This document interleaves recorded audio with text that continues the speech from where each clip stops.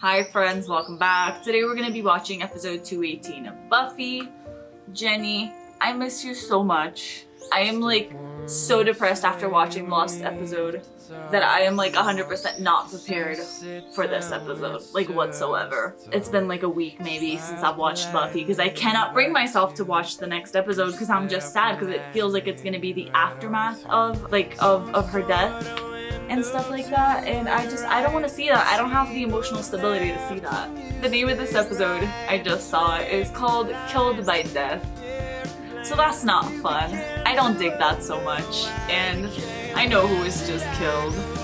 Jenny, I miss you. The only thing that I wanted to say that I really got from the last episode is just the stakes. The stakes have never been higher. I feel like now we know what Angelus is actually capable of. And it's so much worse than I could have ever like imagined or thought, and it's just so bad, and I have so much hatred for him inside my heart right now. Hopefully this episode isn't gonna be too sad, because if it is, then I don't know what to do, but okay. Let's do this. 218. Okay.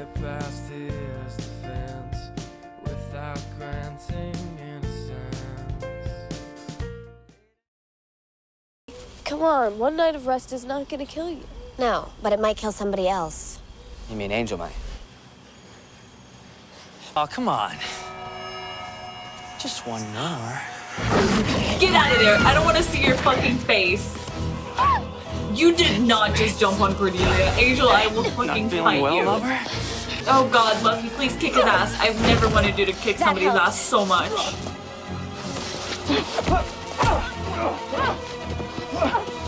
No, Buffy! You know, you being off your game's kind of taking the fun out of all this. Nope. Still God, I fun. fucking hate you. Who just jumped? Oh my god. Xander, are you kicking Angel's ass? Yes, please. We'll have to do this again sometime. Oh my god, they actually saved Buffy. I told you. Buffy! Buffy! Buffy? That's not great, ma'am. You shouldn't just faint. Okay, so what I'm getting from this intro aren't good things. I'm sad already. I mentioned quickly how I thought that this was really gonna be like a wake-up call for the three of them, for Willow, Xander, and Cordy. Just in the sense of like their own mortality and knowing that they are actually putting themselves in danger. So I thought that they were gonna be more scared, but kind of like the opposite happened, because they are still out there, they're still willing to risk their lives, they're very determined. You know, but what surprised me is that Buffy seems to be the one carrying all this grief and concern for all her friends because she blames herself for Jenny's death. This is so sad. Buffy always blames herself for everything, and I just want to give her a hug and be like, it's okay, it's not all your fault. Like, you don't have to save the whole world. They faced Angel head on and they actually like put him on his place and drove him away. So I am like so pleased that they would do that. That is so much like character development, and it says so much about who they are as people and how personally I would want to retreat. I would be like, fall back, I don't want to do this anymore, and they are just more engaged and more determined. And also I feel like Buffy being physically sick, which is something that we don't really see, and I didn't even know that she could get sick. I think that that just goes to show like her emotions and how she's in such a bad place mentally that is probably taking a toll physically, where she's just so exhausted and so concerned that she's actually feeling bad. Also, it feels like we are seeing some of the repercussions of what happened with Jenny, but I thought that maybe this episode was going to be slightly like chronologically after. I think maybe I was expecting a little bit of a continuation, but it feels like some time has passed. So I don't think we're actually going to get to see them grieve so much. I think we're just going to get to see the aftermath of how they're dealing with their lives now that they have lost their first friend. They're so concerned for Buffy. Why are they trying to hurt me again? Wasn't the last episode painful enough? Poor Giles. I can't do this. Where is she? I want to keep her here a few days, though. She still has some healing to do. She's gonna get quick like this, like better like this, and then everyone's gonna be like, oh, what the fuck just happened? No, let me go. I want to go. Oh god. No, let me go. I think she wants to go. No, stop it. Hold it steady. Giles, tell them. The vampires. I need to kill the vampires. This will help you relax.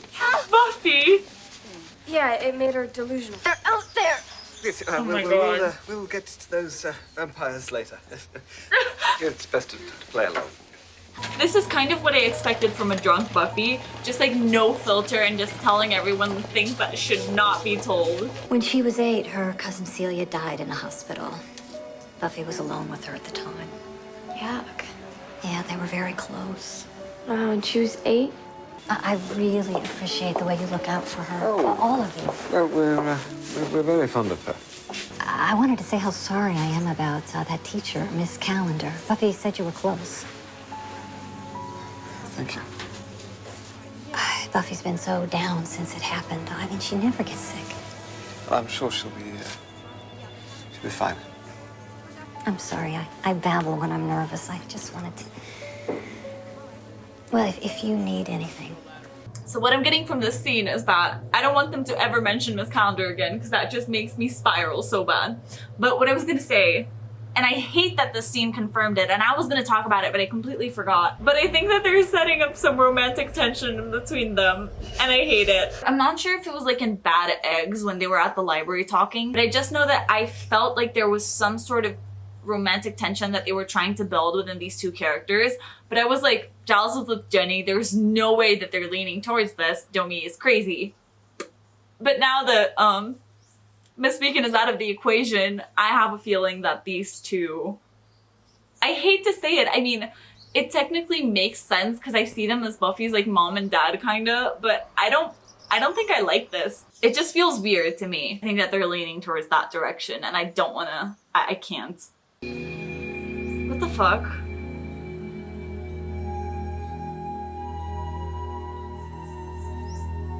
Who are you?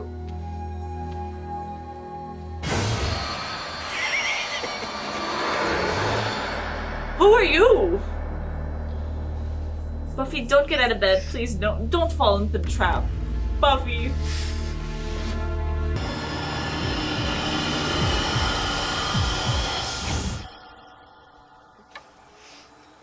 Okay. Even though her dreams are always sort of like premonition of sorts, so I still don't like it.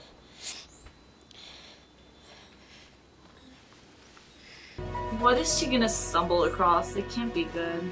I'm just saying, step back on the dosage until we can analyze the results. There is time. I should think that would be clear to you by now. The normal course of They treatment. aren't responding to the normal course of treatment. Look, they're getting worse. Raising their temperature is Dr. potent. Wilkinson, I have the consent of the parents. They're desperate. They don't Now, understand look, what if they're you have a problem with my methods, just take it up with the board. I have. He comes at night. The grown-ups don't see him. He was with Tina. He'll come back for us. Who? Death. What the fork? Visiting hours are over. Well, I'm pretty much family. Yeah. I'm gonna punch come back you, during the day? Angel. Oh, gee, no, I guess you can't. If I decide to walk into Buffy's room, do you think for one microsecond that you could stop me? Maybe not. Maybe that security guard couldn't either. Or those cops. Or the orderlies. But I'm kind of curious to find out. You game?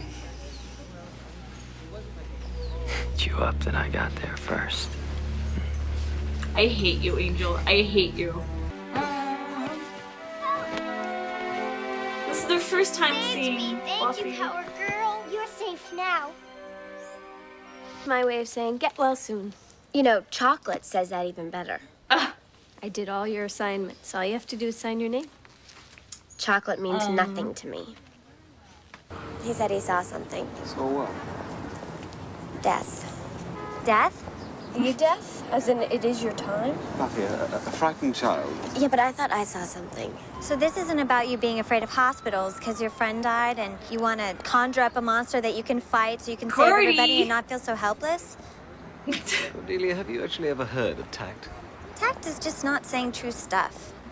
I'll pass. Your mom did I tell us love about her your so cousin. much. She says Especially now, after Jenny. Well, sometimes small children do see something we adults don't. Us. Our true selves, our hidden faces. So the kids might be afraid of a regular person? Like the weird doctor. Stanley Backer was his name, no? Dr. Backer's a great man. He understands the real truth about children. What's that? Sometimes they die. What was that? You know, I didn't hear anything. We both know that there are real monsters. But there's also real heroes that fight monsters. And that's me. Can't fight death. I love that Buffy's good with kids. For some reason, that's not a part of her personality that I expected.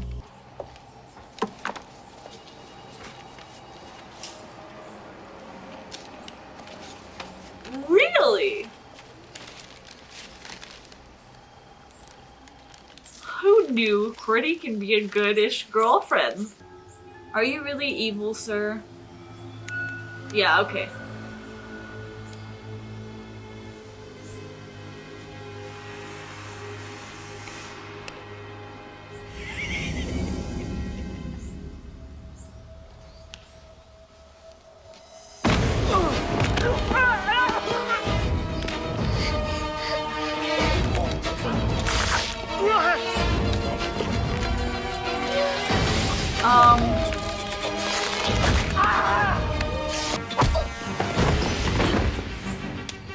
How is death invisible? What is happening? Are we back to the ghosts from 111? Is this what the FBI has been training them for? Boy, there's a demon for everything. She's gonna figure it out though. Please be the one to figure it out. Where's Giles? Looking up stuff. Well, can you put him on? Hey, I found your guy, okay? Just listen. Right.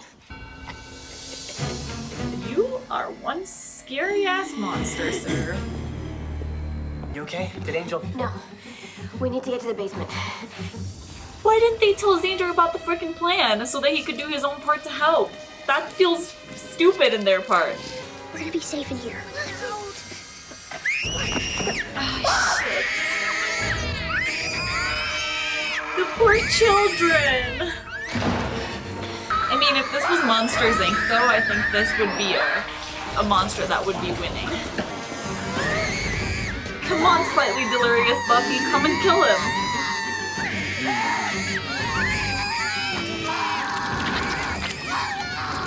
Scary. Scary.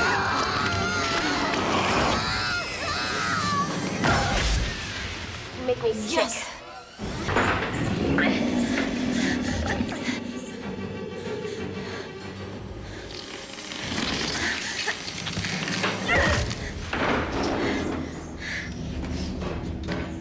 Oh my. Creepy. Oh. And another bag of cheesy chips. Joyce is gonna snap. You ate the last one. No, there's another bag hidden behind the raisins. I'm on it. Oh, he drew you a picture. How nice. Joyce, you're not meant to be there. Okay, so this episode was definitely not what I expected. I honestly thought that it was going to be sort of an episode where they were mostly just grieving. Even though it was interesting the ways in which we saw them grieve a little bit and just the ways in which they're going to this new reality, it was definitely a lot less focused on the grief aspect than I expected. Like, I for sure thought we were going to see some scene of Giles just, like, at least close to tears. He didn't have to be, like, actually crying, but I really thought we were just going to see him going through his emotions, if that even makes sense, in whatever ways it is for him, whether that would be drinking or something like that, because we saw that in the Dark Age. But one of the things that I thought was most interesting about this episode is that they brought in Buffy flashbacks and just like Buffy as a kid, like that sort of background knowledge on her. And I honestly didn't expect that, because I thought that everything that we would know of Buffy's past would be just based on what her, like what she would say or what her mom would say. So it's interesting that I never even considered flashbacks a possibility. And I feel like once they set up a narrative device like this, I sort of expect it to happen other times. I don't know if it will, but now it's like they've opened a door where it's a possibility, and I know that they might go back and we might be able to see more of young Buffy. And I was gonna say in the beginning of the episode, it's sad that like death seems to follow her with her cousin, but it seems like it's just the supernatural following her since she was a kid. The poor child. I was so pleased that Cordy was such a big part of this episode, because I feel like this is the first episode that I genuinely saw Cordy as being part of the gang. Because I feel like she has helped sometimes, and sometimes she'll appear, she'll be a little bit of help, and then she'll like get out. But this time she felt actually involved in a natural way. And I absolutely hate to admit this, but it kind of feels like it's because of her relationship with Xander and how that means she cut ties with the other annoying girls from school, you know, Harmony and stuff. I guess that relationship was good in that regard, because if that means, you know, Cordy joining the gang and letting go of these other toxic people in her life, then I want to say go Cordy and Xander. Because we all know that Cordy didn't stay there because she's worried about Buffy, you know, like, of course it was about being there and supporting Xander. You know, she did show some jealousy in a few moments, which I think she had every right to, because it's true that sometimes Xander, you know, still shows very clearly that he's into Buffy while he's being with Cordy, and that can make her jealous, of course. It was interesting because it didn't feel like she was being there to be possessive over Xander. It felt like she just wanted to support him. So that's nice, you know, because Cordy can be such a... She can have her mean moments. And I was talking about how I felt like she was one of the only ones that was missing for me to see how she fits into the dynamic and all the ways in which she can help the group. And I think she really proved herself this episode, not only with the security guard, she helped with Giles. So I really enjoy that, because this episode to me was one of the first times that I saw the 4 of them as being friends rather than the 3 of them. Because I feel like I always see the 3 of them, kind of like how the ending of the episode. And I have to say, I'm kind of glad Cordy wasn't there, because I really love them as like a trio. But this was the first time that I feel like Cordy was actually included into the gang. First, let me talk about Xander, because this episode, you know, seeing him, it didn't feel like he was being possessive over Buffy for the first time, which was kind of a concern, especially based on like what Angelus was saying, for example, like, oh yeah, like I know you're into Buffy, you still love her, blah, blah, blah. His reasonings for staying there felt genuine, and I don't think this was because he was in love with Buffy. I think this is just because he loves Buffy, just in the same sense that Willow loves Buffy and that Giles loves Buffy. Like, I feel like he would do that for any one of the characters. I don't think this was just because it was Buffy, you know. If it was Willow on that bed, I'm sure that he would still be there, like taking care of her and protecting her from Angelus. So I really like that, you know, because while Willow helped in other ways and stuff, he was the only one who wanted to stay there all night to make sure everything was okay. That is the Xander I like. That is the genuine heart that he has that makes me like the character, and that's what I want to see more of. So I definitely enjoyed seeing that side of Xander, and that was going to lead me to my next point, which was Angel. First of all, there was no Spike and Drew this episode. I'm a little bit hurt, but I'm gonna try and get over it. I feel like this was something that people brought up a lot just in the beginning of Spike. Because on School Hard and like a few other episodes, when things got like hard, Spike would just run away. And I feel like that always made me see him as a coward, because I was always like, bro, you were strong. Like, why don't you just actually fight them instead of running away? But he always ran away. Now, Angelus feels like he's doing that too, because I was expecting, and I know that people were telling me, and it makes sense, you know, the Slayer has actually people around her corner, which is not something that usually happens, so they're running away because he knows that he doesn't actually have the strength to fight her, and he's not stupid enough to put himself in a position where he could, you know, be in danger and stuff like that. I guess logically it makes sense that Angelus would run away, but it just, to me, it's always like, bro, you just, it's because I'm like so pissed at him that a part of me is glad that he's running away just so that I don't have to see his fucking face. But in general, it feels like he's so strong. He just proved to us, to the audience, how strong he is in this last episode. Like, the last episode was literally the definition of showing how unhinged and powerful he is and how he can literally do anything. So I feel like if he tried, I don't see how he wouldn't be able to beat all of them, like, so easily. But I guess I'm glad he's scared, though, so that we don't have to see that happening, because after he killed Jenny, I just want him dead already. Yeah, this episode was interesting because it was a Monster of the Week episode, which I was definitely not expecting considering everything that had been happening in these last few episodes. They all felt very interconnected and stuff like that, so it's interesting we would revert back to the Monster of the Week. But at the same time, it makes sense because that's what we were starting to do with like before the previous episode. You know, before Passion, we were really seeing this idea of the monster of the week while Spike, Drew, and Angel are in the background doing a bunch of shit that you only see for a few seconds each episode. So it kind of felt like they were getting back to this. So now I'm guessing, you know, I said an Angel-centric episode was coming.